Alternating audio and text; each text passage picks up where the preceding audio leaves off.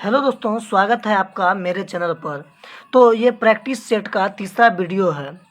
दोस्तों, हम वो प्रैक्टिस सेट करवाते हैं जिसमें या तो प्रीवियस ईयर के क्वेश्चन पूछे गए हैं या आने वाले ग्रुप डी, रेलवे, एसएससी या कोई भी जनरल कंपटीशन के एग्जाम में पूछे जा सकते हैं। तो चलिए हम क्वेश्चन के दौर में आगे बढ़ते हैं। तो सबसे पहला क्वेश्चन आपके स्क्रीन पर है। तो इसमें कहा जा रहा है कि दो अंकों की एक संख्या में इकाई का अंक 3 है और अंकों का योगफल संख्या का 1/7 है। वह संख्या ज्ञात कीजिए। तो दोस्तों, हम क्या करते हैं, इसको ऑप्शन से हल करते हैं।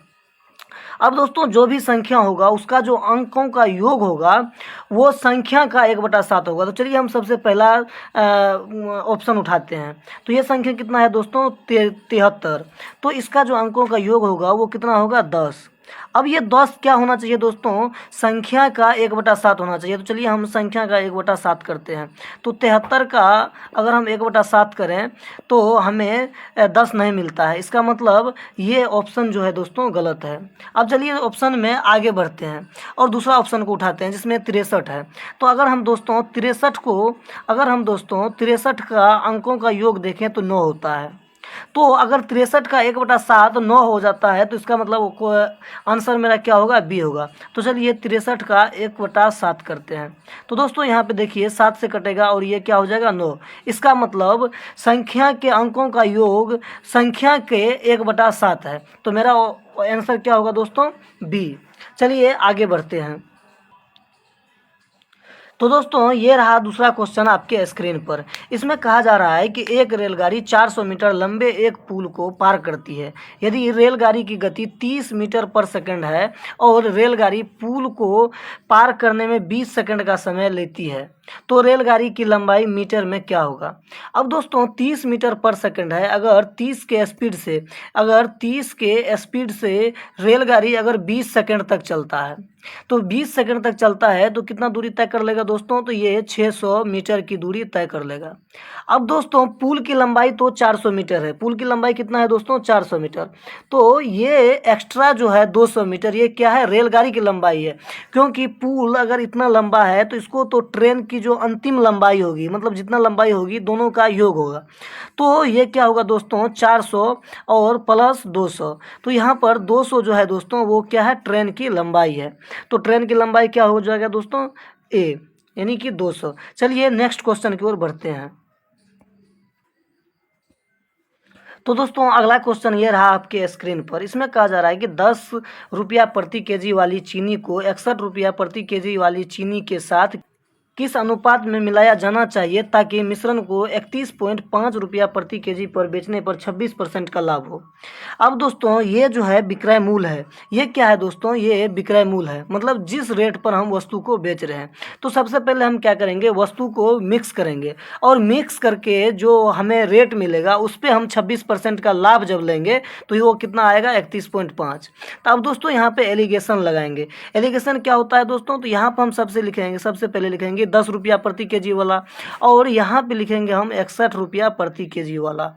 अब जब दोनों मिक्स होगा दोस्तों तो उसका जो मिक्सचर का रेट होगा पर केजी वो यहाँ पर आएगा और यहाँ पर क्या होगा दोस्तों, उस दोनों का अनुपात आएगा। तो अब हम क्या करते हैं, 26% का यदि लाभ ले रहा है तो 126 बराबर कितना हो जाएगा दोस्तों, 31.5। तो 100 के बराबर कितना, ये जो होगा दोस्तों ये मेरा मतलब मिक्सचर का पर केजी जो रेट है वो निकल के आ जाएगा। तो हम क्या करते हैं, इसको काटते हैं। तो यहाँ पे आ जाएगा 0 और 0 से 0 जब कटेगा तो ये दोस्तों 2 से काटते हैं। यहाँ पे 2 छा के 12, 2 तिया 6 और यहाँ पे आ जाएगा 2 पंचे 10। अब अगर हम यहाँ पर 63 में 5 से गुना करें, यानी 63 से 5 बार में ये कट जाएगा तो यहाँ पे कितना आएगा दोस्तों, 25। इसका मतलब है कि 25 रुपया पर केजी रेट होगा किसका, मिक्सचर का, जिस पे अगर हम 26% का लाभ लेते हैं तो वो कितना हो जाएगा, 31.5 रुपया। तो हम क्या करेंगे दोस्तों, ये जो होता है इस दोनों के बीच का वैल्यू होता है, यानी कि एक साइड से प्लस क्या हुआ रहता है और दूसरे साइड से माइनस क्या हुआ रहता है। तो ये यहाँ पर अगर हम देखें तो यहाँ पे 10 से कितना ज़्यादा है, 15 और यहाँ पे 61 से कितना नीचे है, तो यहाँ पे दोस्तों 36 कम है। तो ये जो चीनी का अनुपात होगा दोस्तों ये कितना होगा, 36:15। चलिए नेक्स्ट क्वेश्चन की ओर बढ़ते हैं। तो दोस्तों चलिए अगले क्वेश्चन को हल करते हैं। तो इसमें कहा जा रहा है कि 1997 में एक नए ओवन की कीमत 2500 थी और 2000 में उसी प्रकार के ओवन की कीमत 4800 हो गया। तो 1997 और 2000 के बीच प्रतिशत वृद्धि।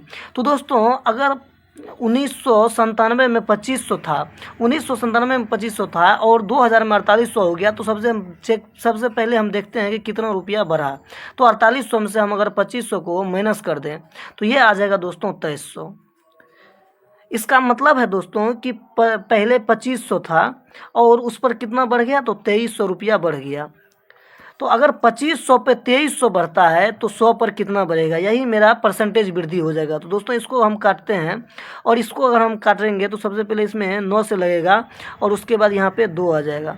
तो इसका आंसर कितना होगा दोस्तों, 92, यानी कि 92% वृद्धि हो गया 3 साल के बाद। तो चलिए हम नेक्स्ट क्वेश्चन की ओर बढ़ते हैं। तो चलिए दोस्तों इस क्वेश्चन को हल करते हैं। तो इसमें कह रहा है कि तेल की कीमत 100 रुपये प्रति लीटर है। इसे दूसरे तेल के साथ मिलावट करने के बाद जिसकी कीमत 50 रुपये प्रति लीटर है, राम मिश्रण को 96 रुपये प्रति लीटर पर बेचता है, जिससे 20% का लाभ होता है। तो वह दोनों को किस अनुपात में मिलाता है। तो अब दोस्तों फिर से यहाँ पे एलिकेशन लगेगा, जिसमें एक तेल का कीमत 100 रुपया है और दूसरे तेल का जो कीमत है दोस्तों वो कितना है, 50 रुपया है। और इस दोनों को हम मिक्स करेंगे तो एक वैल्यू आएगा मिक्सचर का, और उसको जब हम 20% के लाभ पर बेचेंगे तो हमें 96 रुपया पर लीटर जो है तेल का कीमत मिलेगा मिक्सचर तेल का। तो चलिए अगर हम 20% का लाभ लेते हैं तो ये 120 बराबर कितना हो जाएगा, 96। तो अगर 120 बराबर 96 होता है तो 100 के बराबर कितना होगा। तो ये हमको दोस्तों प्रति केजी मिश्रण का जो है, प्रति लीटर मिश्रण का कीमत मिल जाएगा। तो चलिए इसको हम काटते हैं तो ये हो जाएगा 12×96। यहाँ पे 8 है, इसका मतलब कि 80 रुपया पर केजी उसका कीमत होता है मिक्सचर का। अब हम फिर दोस्तों ये दोनों का बीच का भी, इस दोनों के बीच का ये संख्या होता है। तो यहाँ पर अगर हम देखते हैं तो ये 50 से ज़्यादा यानी कि 30 ज़्यादा है और ये 20 कम है। तो ये क्या हो गया दोस्तों, ये 3:2 में दोनों को क्या किया गया है, मिक्सर किया गया है। तो चलिए नेक्स्ट क्वेश्चन की ओर बढ़ते हैं। इसका जो आंसर होगा दोस्तों वो होगा 3:2। तो दोस्तों चलिए इस क्वेश्चन को देखते हैं। तो इसमें कह रहा है कि 10 वर्ष के मनीष की आयु अपने भाई ग्रीस की आयु की 5 गुनी है। जब मनीष की आयु ग्रीस की आयु की 3 गुनी हो जाएगी तब मनीष की आयु कितनी होगी। अब दोस्तों मनीष जिसे हम एम मानते हैं, अब दोस्तों मनीष की आयु यहाँ पे दिया हुआ है 20 वर्ष और ये ग्रीस से कितना गुना है, तो ग्रीस से 5 गुना है। तो इसका मतलब है ग्रीस का जो आयु है वो कितना है, 4 है, इसलिए तो ग्रीस का 5 गुना है। अब दोस्तों कह रहा है कि जब मनीष की आयु ग्रीस की आयु की 3 गुनी हो जाती है, मतलब इसका जो है दोस्तों इसका 3 गुना जब होगा तब दोनों का एज क्या होगा। तो अब हम दोस्तों इसमें भी हम ऑप्शन का हेल्प लेंगे। तो चलिए सबसे पहले हम मनीष का जो आयु है दोस्तों उसे हम 30 लेते हैं। तो अगर हम मनीष के आयु को हम 30 लें तो ये कितना दोस्तों बढ़ रहा है, 10 बढ़ रहा है। अगर मनीष के आयु में 10 का इंक्रीज हो रहा है तो ग्रीस के आयु में भी 10 का इंक्रीज होगा, यानी कि यहाँ पे कितना हो जाएगा, 14। अब दोस्तों ये 14 का 3 गुना होना चाहिए था, लेकिन ये 3 गुना हो नहीं रहा है। इसका मतलब कि मनीष का आयु जब 30 वर्ष होगा तो ग्रीस के आयु का 3 गुना नहीं होगा। चलिए अगले ऑप्शन को ट्राई करते हैं। तो अगले ऑप्शन को ट्राई करते हैं तो अगला ऑप्शन कितना लेंगे हम दोस्तों, 32 लेंगे। तो 32 यहाँ पे दोस्तों देख सकते हैं आप कि 12 वर्ष जब मनीष का आयु बढ़ता है तो ग्रीस का भी आयु कितना बढ़ेगा, 12 वर्ष बढ़ेगा। तो ये हो जाएगा 16। अब दोस्तों इसका सिर्फ 2 गुना है, जबकि हमें तो 3 गुना चाहिए था। तो इसका मतलब है मनीष जब 32 वर्ष का होगा तो ग्रीस की आयु का 2 गुना है, बल्कि 3 गुना नहीं है। तो चलिए हम अगला ऑप्शन को फिर ट्राई करते हैं। तो अगला जो ऑप्शन है दोस्तों वो लेंगे हम 24। अब दोस्तों मनीष की आयु में 4 वर्ष की वृद्धि होती है तो ग्रीस की आयु में भी 4 वर्ष की वृद्धि होगी। इसका मतलब यहाँ पे कितना आ जाएगा, 8। अब दोस्तों यहाँ पर देखिए कि मनीष की जो आयु है ग्रीस की आयु का कितना हो जाएगा, 3 गुना होगा। तो हमारा आंसर क्या होगा दोस्तों, हमारा आंसर होगा सी, 24 साल। चलिए अगले क्वेश्चन की ओर बढ़ते हैं। तो चलिए दोस्तों इस क्वेश्चन को हल करते हैं। तो इसमें कहा जा रहा है कि एक चिड़ियाघर संचालक ने चिड़ियाघर में जानवरों के सिरों की गिनती की और पाया कि यह 80 है। जब उसने जानवर के पैरों की गिनती की तो यह संख्या 250 थी। चिड़ियाघर में कबूतर, घोड़े और गधे थे और गधे और घोड़े का अनुपात 1:2 था, तो चिड़ियाघर में घोड़ों की संख्या क्या थी। अब दोस्तों मान के चलिए कि गधा को हम x मानते हैं। तो दोस्तों अगर हम गधा को x मानेंगे तो गधा और घोड़े का जो अनुपात होगा वो कितना हो जाएगा, गधे और घोड़े का जो अनुपात होगा वो हो जाएगा x और 2x। काहे कि दोस्तों गधा और घोड़े का जो अनुपात है वो कितना है, 1:2 है। अब दोस्तों हम कबूतर को k मान लेते हैं, तो क्वेश्चन के हिसाब से इन तीनों का जो योग है वो कितना है दोस्तों, ये 80 है। तो k प्लस में 3x बराबर में कितना होगा दोस्तों, 80। अब दोस्तों यहाँ पे आगे कहा जा रहा है कि तीनों जानवरों के पैरों के का जो योग होगा वो कितना होगा, 250। तो दोस्तों कबूतर में कितना पैर होता है, 2, तो यहाँ पे हो जाएगा 2k। तो गधा में कितना पैर होता है, 4 पैर होता है, तो यहाँ पे हो जाएगा 4x। और घोड़ा में 4 पैर होता है, तो एक घोड़ा में 4 पैर, तो इसमें हम गुना करेंगे तो टोटल घोड़े का पैर निकल जाएगा, तो ये हो जाएगा 8x। अब दोस्तों यहाँ पे हो जाएगा 2k प्लस में 12x बराबर में 250। ये हमारा समीकरण दोस्तों दूसरा हो गया। अब हम क्या करते हैं, इसमें हम 2 से गुना कर देते हैं, तो ये हो जाएगा 2k प्लस में 6x प्लस में 160। अब दोस्तों हम क्या करते हैं, इसमें से इसको माइनस कर देते हैं। तो अगर हम 2k प्लस में 12x बराबर में 250 और उसमें से अगर हम माइनस करेंगे 2k प्लस में 6x बराबर में कितना, 160। तो ये हो जाएगा दोस्तों, यहाँ पर माइनस होगा, यहाँ पर भी माइनस होगा, यहाँ पर भी माइनस होगा, तो ये दोनों कटेगा, तो यहाँ पे हो जाएगा 6x बराबर में कितना दोस्तों, 90। तो x बराबर कितना हो जाएगा दोस्तों, 15। अब दोस्तों अगर गधों की संख्या 15 है, गधों की संख्या अगर 15 है तो घोड़ों की संख्या कितना होगा, गधों की संख्या अगर 15 है तो घोड़ों की संख्या दुगुना होगा, काहे कि 1:2 में है, तो कितना हो जाएगा दोस्तों, 30। आंसर हमारा क्या आएगा, 30। चलिए नेक्स्ट क्वेश्चन की ओर बढ़ते हैं। तो चलिए दोस्तों इस क्वेश्चन को हल करते हैं। तो इसमें कह रहा है कि एक नल एक टंकी को 8 घंटे में भर सकता है, दूसरा नल बी उसे मात्र 6 घंटे में भर सकता है। यदि दोनों नल ए एवं बी खोल दिए जाएं परंतु 2 घंटे बाद नल ए को बंद कर दिया जाए, तब दूसरा नल बी को कितने घंटे में टंकी को भरेंगे। तो ए अगर दोस्तों ए अगर 8 घंटे में भरता है, ए अगर 8 घंटे में भरता है और बी 6 घंटा में भरता है, तो इसका हम क्या करेंगे, सबसे पहले एलसीएम लेंगे। तो एलसीएम अगर हम दोस्तों 24 ले लें तो ये 4 बार में 6 से कटेगा और ये 3 बार में 8 से कटेगा। अब दोस्तों टोटल जो कार्य होगा वो कितना होगा, 24। अब 2 घंटा दोनों साथ काम करता है, यानी 2 घंटा साथ चलता है, तो 4 3 7 यानी ए और बी का जो एफिशिएंसी होगा वो 7 के स्पीड से चलेगा, तो 2 घंटा में कितना भर देगा दोस्तों, 14। अब बचेगा कितना दोस्तों, 10।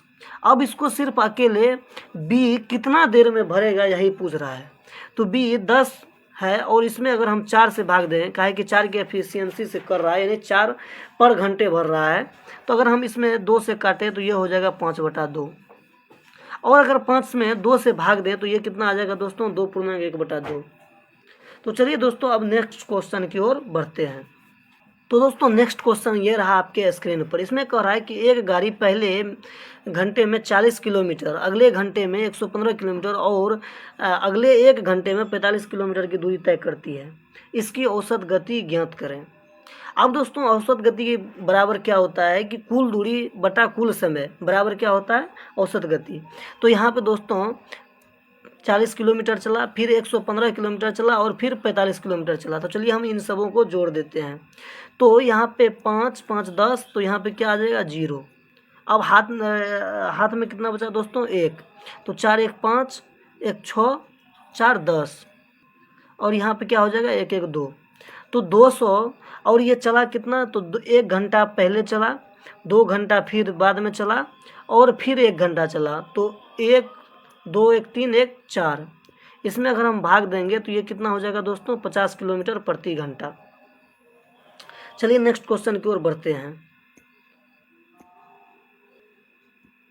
तो चलिए दोस्तों इस क्वेश्चन को हल करते हैं। तो इसमें कह रहा है कि एक महिला को एक मंदिर तक पैदल जाने और वाहन से वापस आने में 3 घंटे 20 मिनट लगते हैं। दोनों ओर वाहन से जाने में 2 घंटे कम लगते हैं। दोनों ओर से पैदल जाने में लगने वाले समय का आधा समय कितना होगा। अब दोस्तों महिला यदि पैदल मंदिर में जाता है और वापस अगर कार से आता है तो उसे कितना समय लगता है, 3 घंटा 20 मिनट, 3 घंटा 20 मिनट। अब दोस्तों अगर दोनों साइड से कार से आते हैं तो कार से आते और जाते हैं तो इसे कितना समय लगता है, 2 घंटा कम लगता है। इसका मतलब 1 घंटा 20 मिनट लगता है। अब हम क्या करते हैं दोस्तों, अब आगे कह रहा है कि दोनों ओर से पैदल जाने में लगने वाले समय का आधा समय क्या होगा। तो हम इसमें 2 से गुना कर देते हैं, तो ये हो जाएगा 2p, यहाँ पर हो जाएगा 2c और ये हो जाएगा 6 घंटा 40 मिनट। अब हम क्या करते हैं दोस्तों, दोनों को माइनस करते हैं। तो अगर हम यहाँ पे माइनस करेंगे तो ये 2c से 2c कट जाएगा, तो यहाँ पे 2p बराबर कितना बचेगा दोस्तों, 6 घंटा में से अगर 1 घंटा माइनस हो जाएगा तो 5 घंटा 20 मिनट बचेगा। अब इसमें कह रहा है कि उसका लगने वाला आधा समय, यानी पैदल जाता है और पैदल जब आता है तो उसका आधा समय, तो इसमें क्या होगा, 5 घंटा, तो ये हो जाएगा 2.5 घंटा, यानी 2 घंटा 30 मिनट और फिर 20 मिनट का आधा 10 मिनट, तो इसमें ऐड हो जाएगा, तो 2 घंटा 40 मिनट इसको समय लगेगा। तो चलिए दोस्तों अगले सवाल की ओर बढ़ते हैं।